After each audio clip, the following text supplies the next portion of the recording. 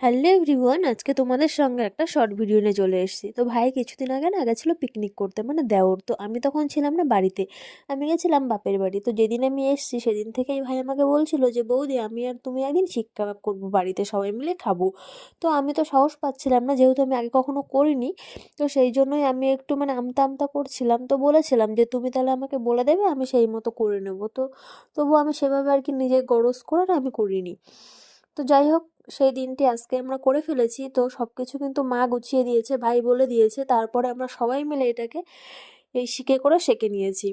তো আমি গ্রিন চাটনি আজকে ফার্স্ট টাইম করেছি, এটা কিন্তু বেশ ভালো খেতে হয়েছিল, আগে কিন্তু কখনো করিনি।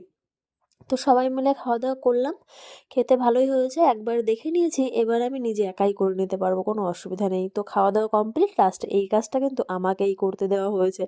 তো এটাকে এখন আমি ভালো করে মেজে নিচ্ছিলাম, কারণ নেক্সট টাইম তো আবার করতে হবে, তাই না? চলো টাটা।